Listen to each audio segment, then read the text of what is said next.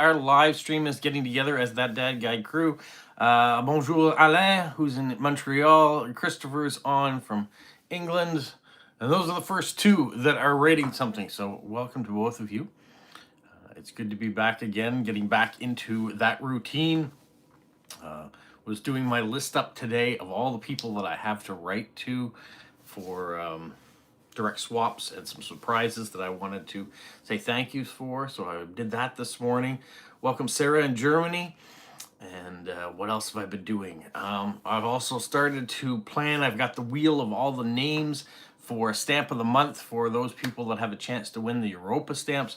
That video will come out after this live stream is done. I'll record that, but I've got everything put together.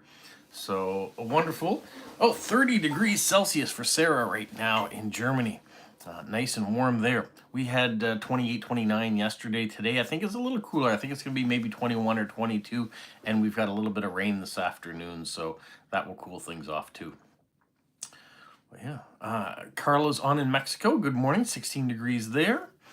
Wolfie Stamps is on in the UK. Stephen is on in Australia.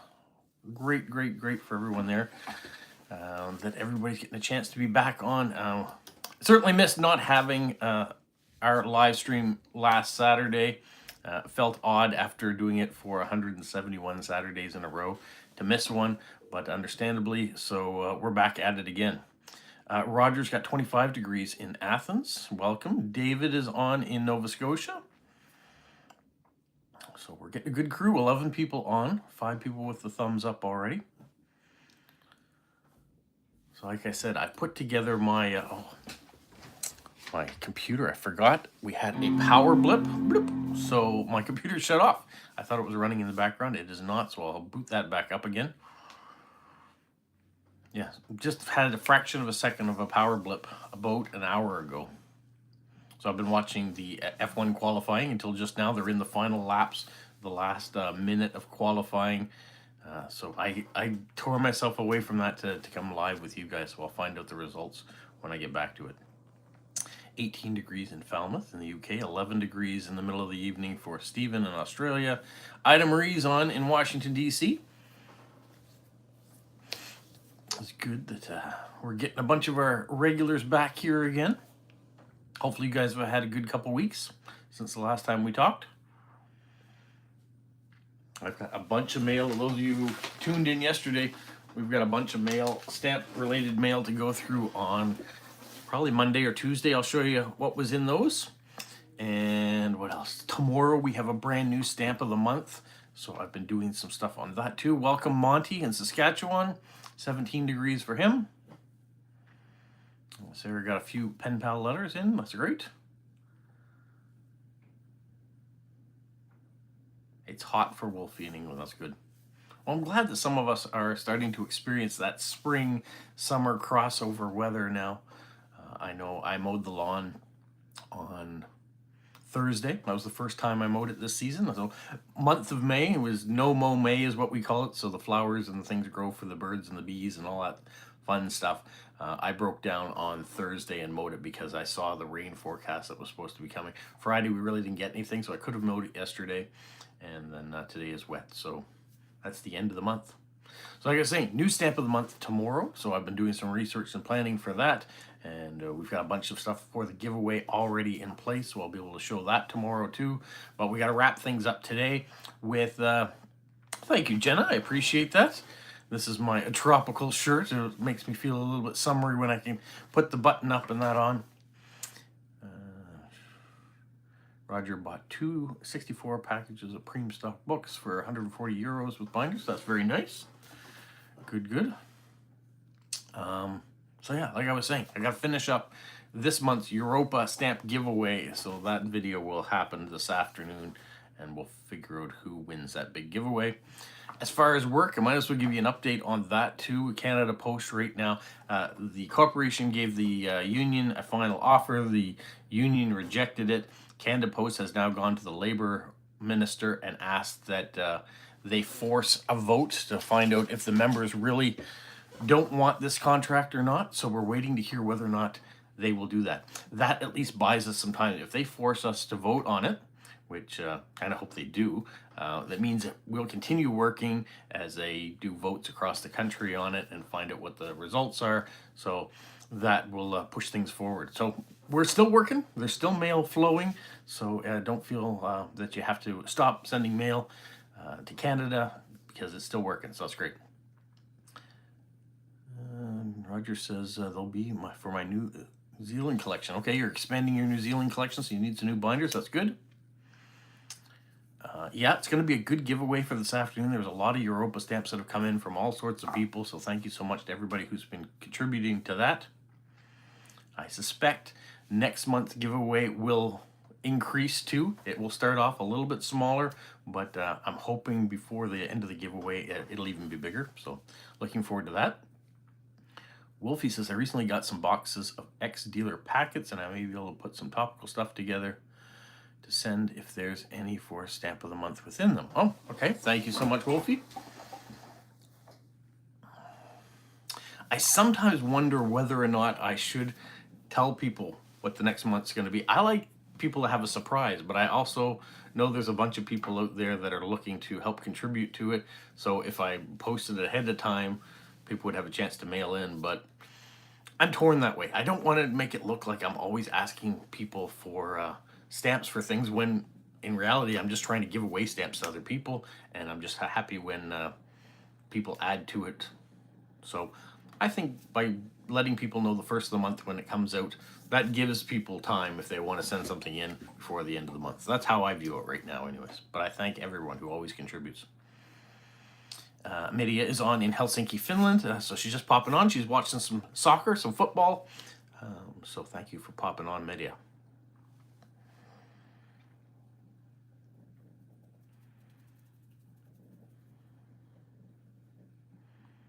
You love the color of my eyes. That green.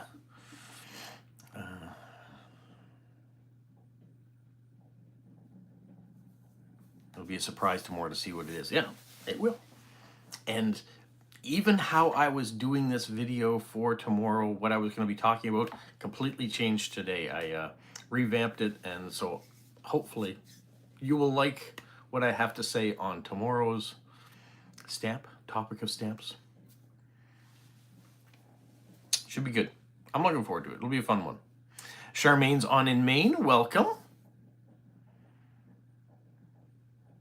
Item Maria allows 2 weeks to get mailed to Canada. Yeah, that's probably a safe bet, even from the United States. Sometimes it gets here quicker than that.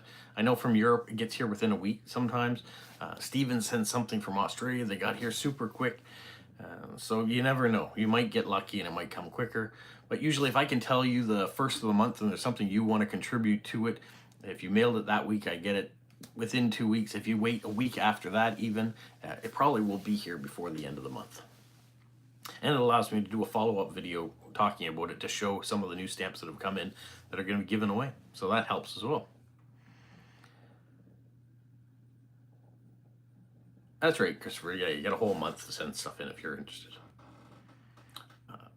I also find Stephen knows ahead of time, so he has a bunch of time to get things in, which I appreciate you sending stuff in, Stephen. What was I going to say a minute ago? I completely lost it. Oh yeah, there is going to be some new stuff coming out soon. A new series of videos I'm thinking about. Not necessarily about stamps though. So it's not going to be that. Not necessarily about hobbies. It's more about living in New Brunswick.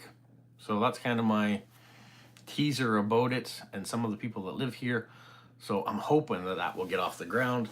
And I've been talking to someone already about maybe that first video to showcase it. That picture up there, Jenna, is from Vancouver. That is English Bay. That is kind of what my wife and I used to look at our apartment that we used to have when we were living in downtown Vancouver.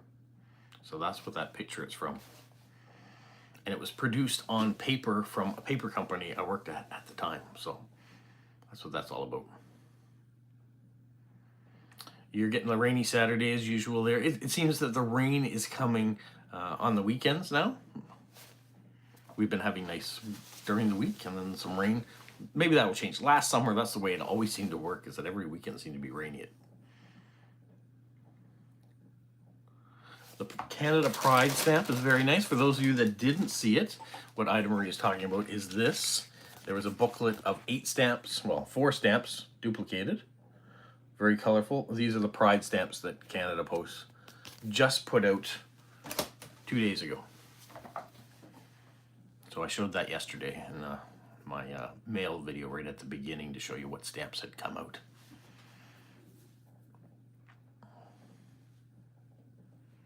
And Sarah, I've already started to put away some of the stickers and things that you sent me. So on Wednesday, we will be back to doing You Choose decorating challenges again. So maybe we'll have some of those stickers to be able to be used for that.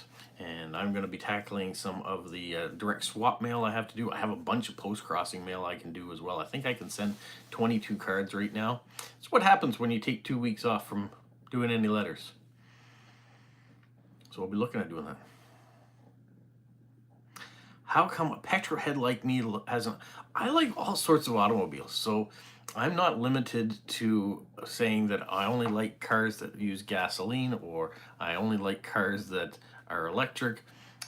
For me personally, having an electric car was ideal. When I use it for delivering the mail, it saves me a lot of money on gas. I have a charger at home, and it's great for short trips. I also have 2 other petrol cars. One my son uses on a regular basis to get to work, so I put everything responsibility on that. He takes care of the maintenance on that vehicle now and the cost of insurance. That's kind of his car. And then my wife has a car to get herself back and forth to work, and we use that for much longer trips. So I'm happy with all sorts of technology, and I'm very happy with my electric car for what I use it for. How old am I? I am 50 years old. Rainy Saturday here too. I got the new stamps yesterday. Our post office 10. There's 2. Maybe all the corporate post offices only got 10 packs to start. That might have been the thing, David. But yeah, Christopher's probably talking about the video that I put out on Thursday showing 1 year owning a electric vehicle. Carla doesn't know how to drive, which is weird because I help design cars. Well, maybe it's something that you could look into getting your license. But maybe you live in an environment that you really don't need a car. If you live in the city and you've got good public transportation and you don't do a lot of exploring on your own, maybe you don't need to it. You need to have a car. So not everybody does. My brother doesn't drive anymore. He lives in Toronto. He has access to public transportation. He can get to work and back on a bicycle if he wants to. It's just an added cost. You live in a city, you got to pay for a parking space. You've got to pay for your insurance and the gasoline for your vehicle, or the electrical hookup if that's what you have too. So all depends on where you live and what you do. I have a job that requires a car, so I need a car. My wife works in a place that she needs a car to get to work, so that's why we have them. You're younger than my sister. Well, Jenna, how old are you, and how old is your sister? Roger says he got the Sea Tenant Europa Greek stamps issued on the 7th of May depicting Philip de Macedon, the second father of Alexander the Great, plus Alexander the Great. I will have to see some pictures of those stamps so I can see exactly what you got.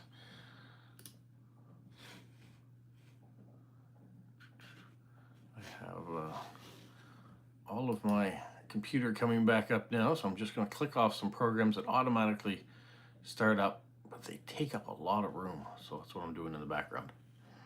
We're going to quit on some of these and remove them from my desktop. That way, if I have things like Roger, what he's talking about, I can type it into Google and try to see the stamps.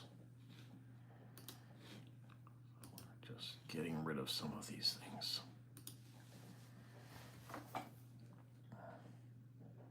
Okay, thanks, Roger. Appreciate you sending scans of them.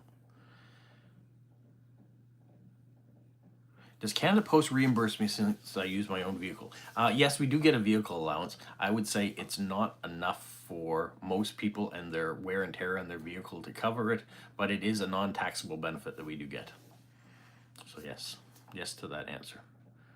Oh, good morning, Gary, who's in British Columbia.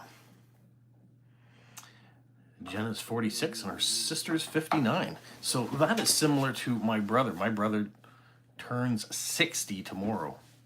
We had a bit of a celebration for him last weekend. We went out.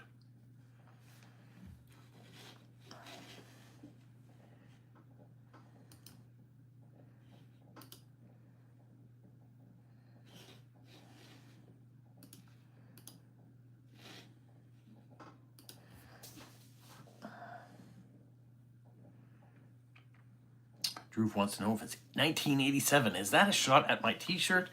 Maybe it has a Magnum PI reference using these type of shirts. Very possible. What was wrong with 1987? I lived through it. Lots of good things came out around that time frame. Great movies, great toys. Wolfie says he'd love to drive, but insurance is the killer. I don't mind waiting 10 or 15 minutes for a bus now, and again, saves a lot. I know it gives freedom, but I can't justify the cost of learning and the insurance. All very, very appropriate things.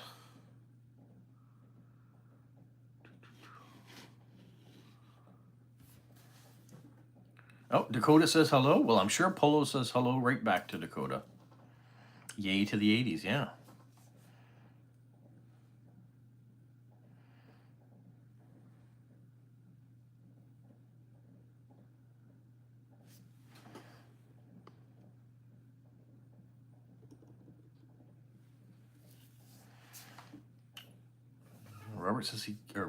Gary says he got his Guernsey Europa stamps this week.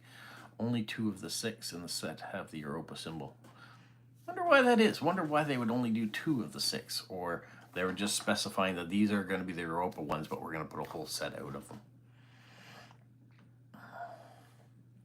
What kind of movies and toys from the 80s? Things like The Goonies or Back to the Future. Those, I think, were kind of in around that 1986-87 time frame. TV shows like He-Man or G.I. Joe or I don't know, there were lots of shows that came out, toys that came out. Or what about Cabbage Patch Kids? That was hot in the 80s. Transformers. Lego's always been hot, so that's stuff that's come out around them, or Dinky Cars or Garbage Pail Kids.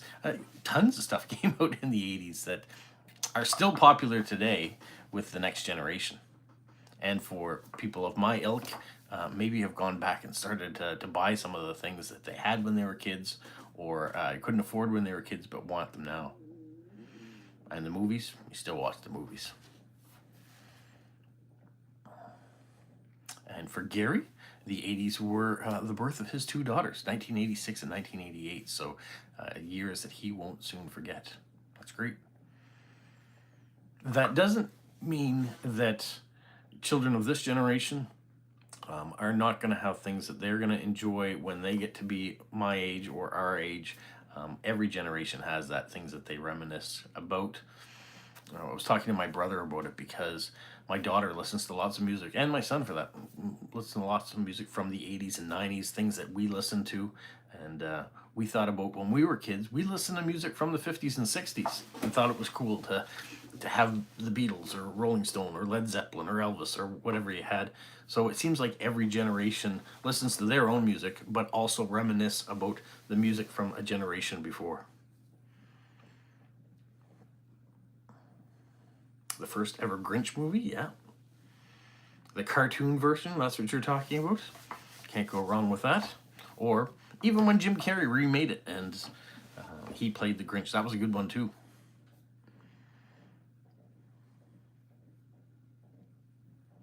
Lost Home of PCs came out in the 80s. Well, yeah, lots of PCs came out in the 80s. Kind of the birth of the home computer industry was in that late 70s, early 80s time frame. I remember when my father first came home with the first Atom computer, which was a Coleco thing. So we had an Atom computer that my dad had for work, and then he had bought a ColecoVision, which I played video games on. Then eventually I got a Commodore 64, which was wonderful, and then we had an Atari 2600. So all of those wonderful early computer console gaming things was the birth of now what we have with and Nintendo and PlayStations and Xboxes. Yeah, the early days, and some of those games that we loved that were so basic, whether it was Frogger or Pong, who knows. Charmaine's nephew was born in 1985. Yeah.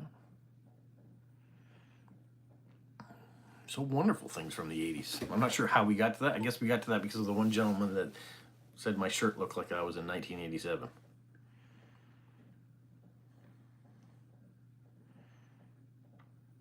And a very different feel to our live stream today.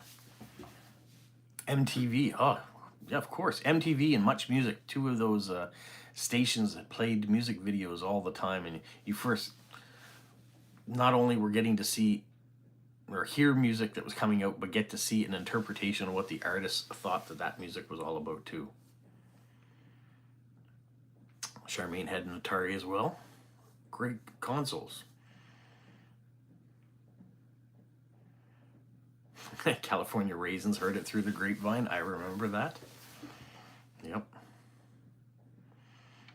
Yeah, I don't read MTV. Now I know it's still out there, but it's not the same. It just shows reality television now. It's kind of lost the music side of the television, what it's all about. Much Music was the same way. It was our gateway to music videos and for musical artists to come on and be interviewed, and you can get a chance to hear directly from Duran Duran or Corey Hart or Bryan Adams or whoever happened to be on in Toronto or in Montreal at the time that were being interviewed. Wolfie says MTV, I remember that channel on Sky when it first came out as a kid. Great music. Yeah, innovative things too. And some things that were really shocking at the time. Some of the programs that came out that were on MTV. It doesn't hold a candle to now to what you can see on HBO or Showcase or Paramount or whatever streaming service or version of cable television channels are out there now. But at the time, it was pretty avant-garde, if you will. And I would say the Canadian version probably was even more so than the MTV, just because our regulations of what you can put on television weren't quite as stringent as what was on in the United States. Live Aid, 1985, yep. The beginning of all those massive benefit concerts. If you discount Woodstock as being a benefit, because that was 69, so. But for us, yeah, those new massive help feed Africa benefit concerts. It would be curious to know how much money was actually raised at the time that went directly to Ethiopia and the famines, and how much also went to other groups. And yeah, I'd be curious to know how much. Hands Across America. Mm-hmm.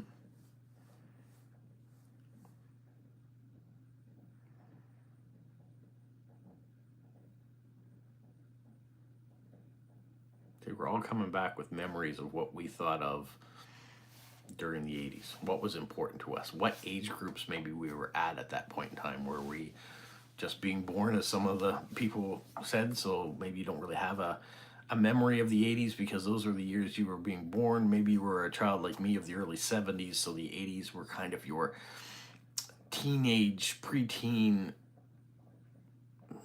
instrumental years. Maybe you were already an adult and having families at that point. So we all have different aspects of what the 80s meant to us.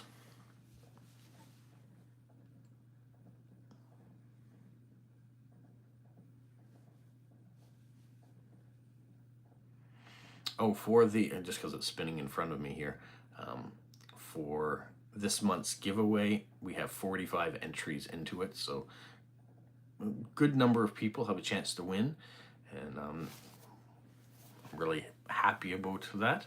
Roger says he was 12 years old in 1969, so probably didn't go from Greece to upstate New York to see Woodstock. Big hair band groups, yeah, I'd read lots of that. The heavy metal industry broke out. The start of the 80s, we had punk music, and then that moved more into the heavy metal and the big hair, like Poison and Motley Crue and all those sort of bands that came out. But at the same time, we did have that synthesizer tech side of, you know, Duran Duran and Pet Shop Boys, and all that was also in the 80s. Poison, yep. Oh, Roger was in New Zealand at that point in time. Okay. I didn't know that aspect.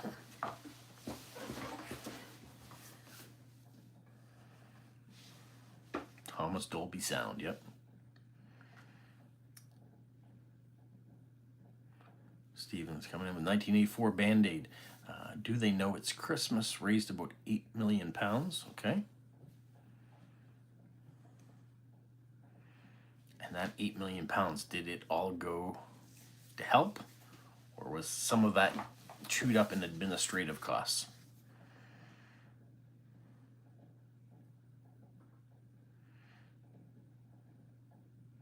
There was a message there from Wolfie, got retracted.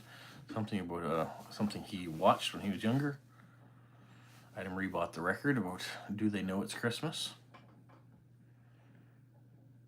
What I really liked about those two is that all the British bands got together and produced a song. All the Canadian bands got together and an artist produced a song. The Americans did the same thing. So there was 3 different songs that came out at that point in time, all raising money. You mistyped. Okay, no worries.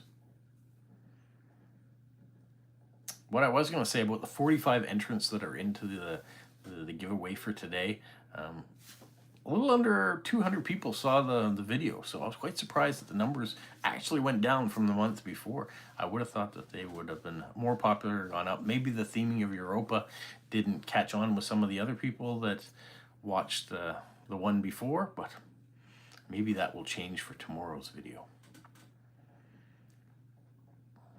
But still, 45 people was a pretty good number of entrants.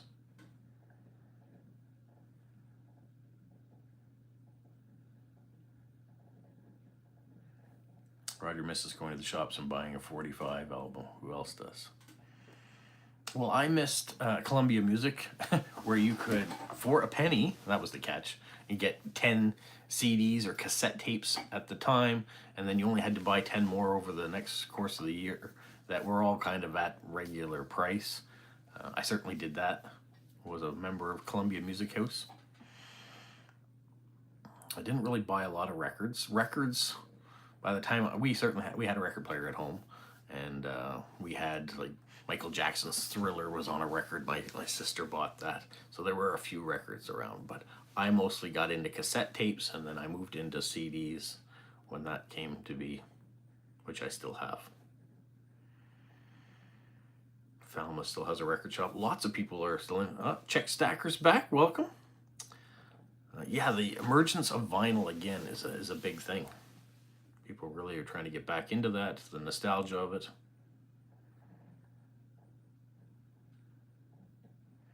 Wolfie was born in 94, but he remembers watching Art Attack on TV. I'm not familiar with that program.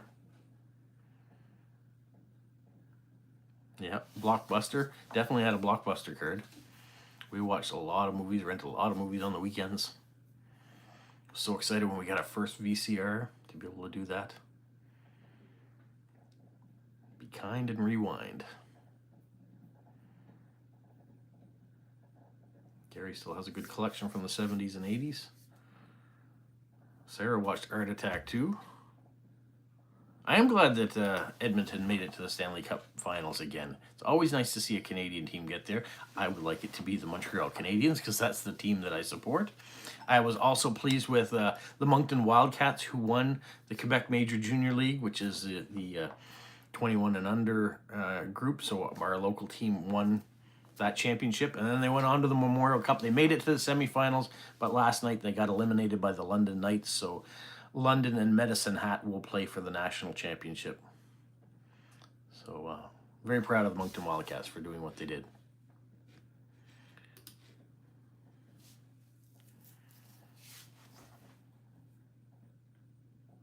Wolfie likes vinyl.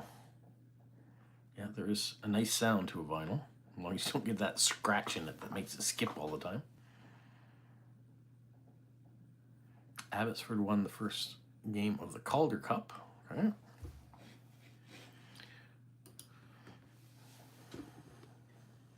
Now, Art Attack, that's what I'm looking for here. Art Attack.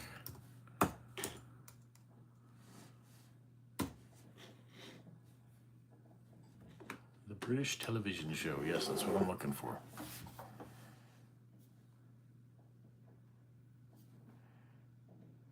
It was a Disney show too, or got picked up by Disney.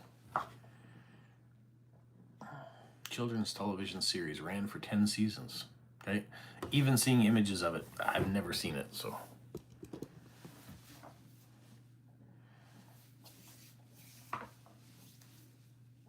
But if it came out in the 90s, I had been too old probably to watch by then.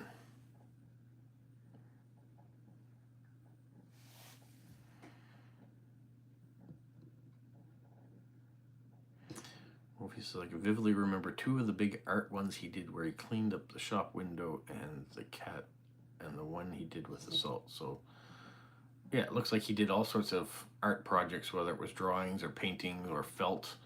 One I can see here, it even has Kermit the Frog on it with him. So he had some special guests. Christopher never watched it either. But it's nice learning some new things.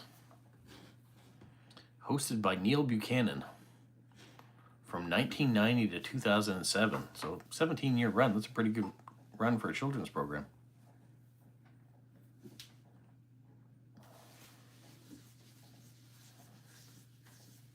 Art Attack, yep.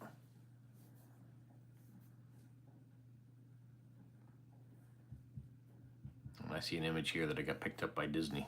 So it was on the Disney network at one point in time. Maybe still could be streamed on Disney, I'm not sure.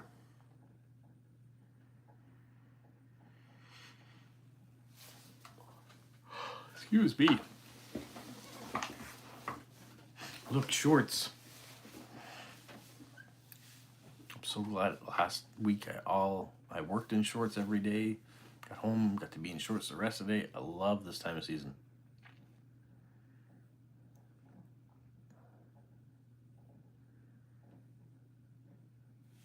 Oh, it might be making a return, okay.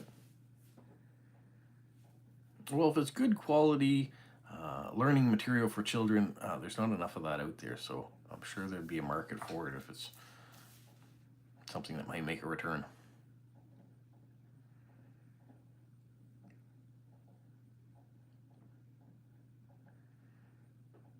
You're watching the replay of the qualifying. I watched it until the last minute and a half, so Gary, I don't know. Oscar Piastri and Lando were the top two at that time, so whether they have won it all, I don't know. So you might know if you're watching it now who are the top 5 on the front row. You made the dinosaur piggy bank as a kid. Okay. What was it made out of? Was it made out of paper? Was it made out of felt? Cardboard? Oh yeah, Star Trek Next Generation also came out in the 80s. Great program.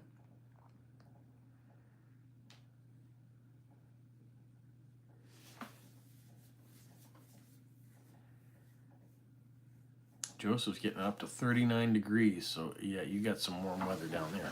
Whew, that's warm. 3 minutes to go in Q2 right now, okay. Well, I won't spoil it. I know who gets through Q2. Newspaper and toilet roll tubes, okay. So many craft projects were done with toilet roll tubes or paper towel tubes.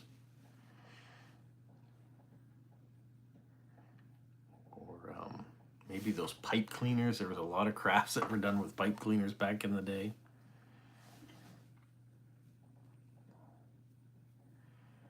Or how about making stained glass images just out of colored paper?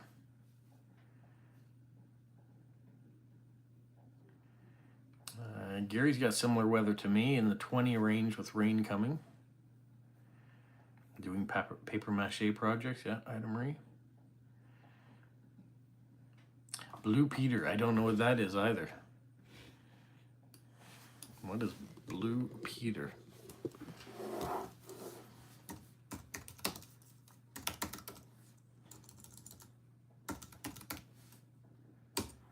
Another British television program. Kind of has a Blues Clues look to it. Except for it has a bigger complement of people. But it's been running since the 1950s, so it's been around a long time.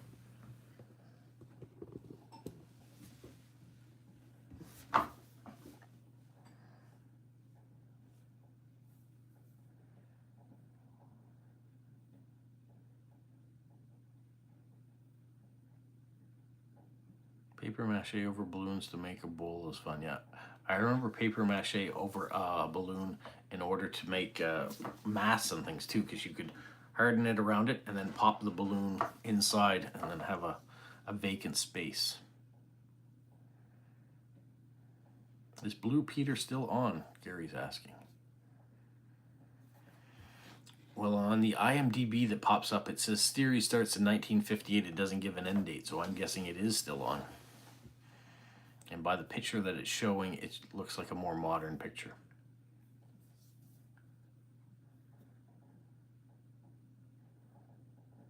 I was having an interesting, for those of you who don't know, King Charles and Queen Camilla came to Canada, went to Ottawa for the opening of Parliament with our new Prime Minister, Mark Carney.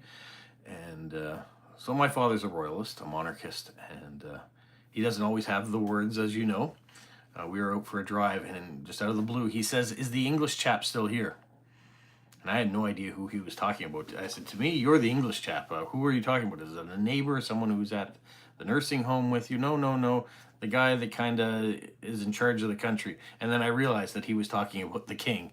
So we got there eventually. But I said, no, he has done his due diligence, and he's gone home, as far as I know. So it was just kind of an interesting experience to try to figure out where my father's brain was and how could I get to where he was thinking about. But we ended up watching the king when he was planting a tree and when he first got to Ottawa, and some of the people he met along the way before he spoke in Parliament. Blue Peter never made it to Australia as well, but he remembers it from 62 to 64 when he was in England. Oh, Aaron's on in Colorado. Welcome, Aaron. And Joseph says, Blue Peter's most recent episode is showing 2019. Almost 3,000 episodes all overall. Another show called High Five. All these British shows that we never got. We get the upstairs, downstairs, and the Coronation Streets, and all those seem to make it here. Of course, Monty Python, that made it here as well, and Benny Hill. But some of these other programs, not so much. We had Mr. Dressup, and Mr. Rogers, and Sesame Street, and The Friendly Giant, and those sort of children's programs here that were crossovers between either American programming or Canadian programming.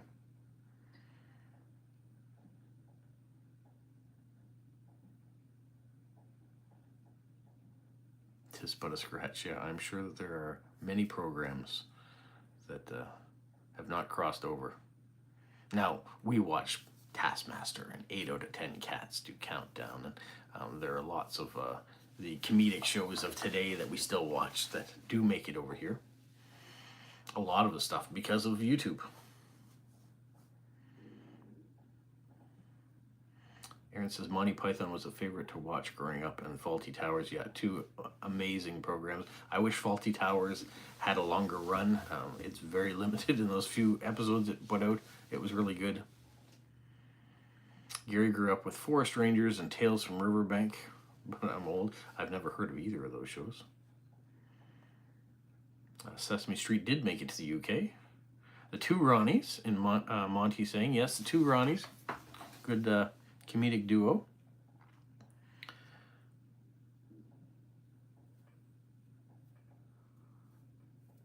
Aaron and Charmaine are connecting over their love for each of their states, or shared state.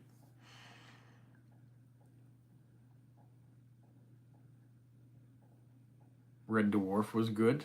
Mr. Bean is fantastic.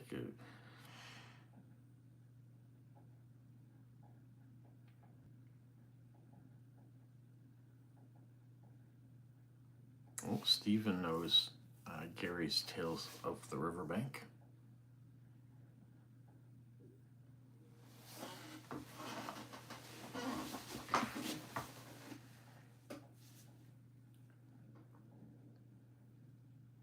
Little Britain, a more modern comedy, tongue-in-cheek, really enjoyed. They did Little Britain USA too, which was good, but not as good as Little Britain. I think they had to tone it down a bit for the American audience when they did that, because of regulations of what can be said and what can be done on television.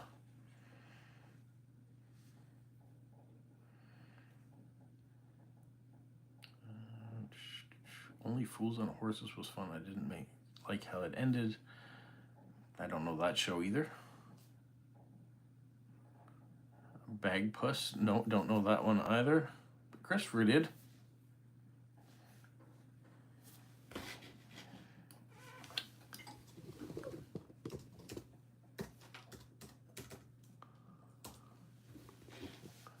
The Complete Bagpuss. Okay, I don't know that. The cat.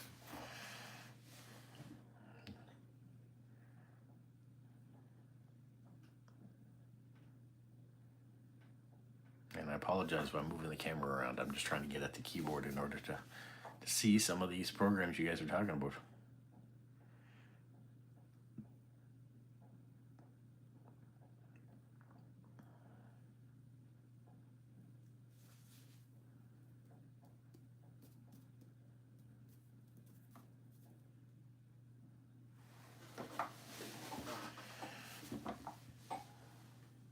Oh, we've gone quiet.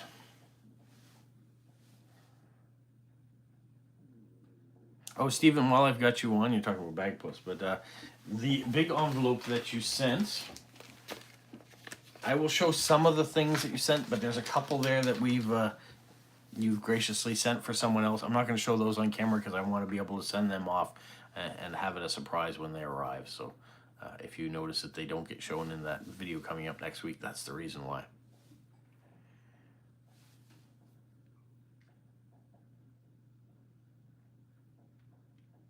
All right, Aaron, you're going to have to explain that more. You've entered an edition, a 1,000 Shen round robin on the forums.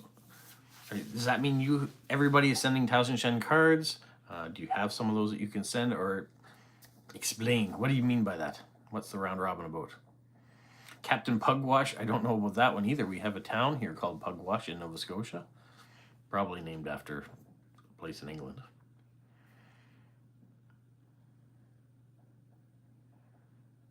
Little purple felt people on the moon. That doesn't sound familiar either. Hitchhiker's Guide to the Galaxy. You know, I never really got into the Hitchhiker's Guide to the Galaxy. I know there's some comedic aspects to it. I tried reading the book, and I found it a hard read. Okay, good. Thank you, Stephen. The Clangers. Nogging the Nog. We're getting many, many programs I've never heard of. But just from their titles, you can tell that they're English.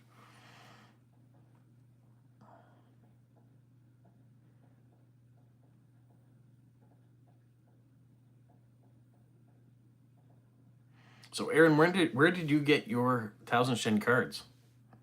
Are they easily accessible in Colorado? Did you order them online? It's not something I ever find here. So I'm always super excited when one shows up in the mail. And if you saw yesterday's video, I got a couple blank ones, so now I have a couple to be able to send off. Thunderbirds, I know. That was good. Supercar and Stingray. Stingray the car, I know. I don't know a program.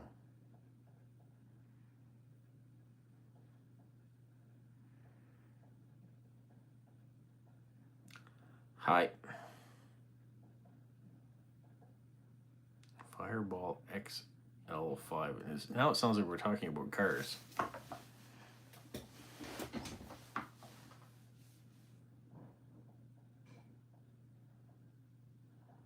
Or Fireball could be alcohol too, I guess.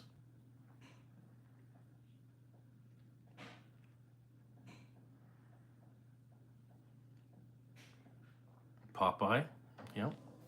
Great cartoon. Ivor the Engine. I know Thomas the Engine.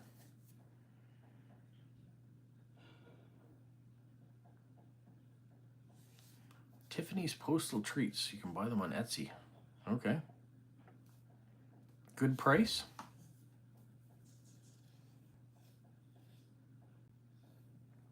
Little clay stop motion morph. I don't know that one either. But I know clay stop motion, whether it's like Wallace and Gromit or the Chicken Runs movies.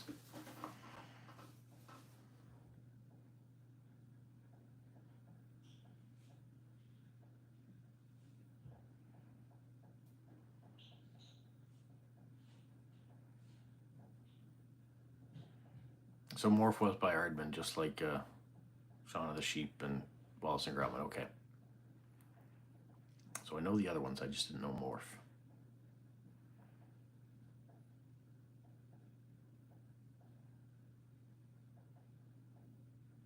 Yeah, they're pricier cards. That's what I thought. I remember Kyler in Prince Edward Island had told me he bought some online, and they were quite pricey, what he paid for them. I can't remember how many cards he had in the back, maybe 50 cards or 25 pack of cards, but he paid a lot of money for them.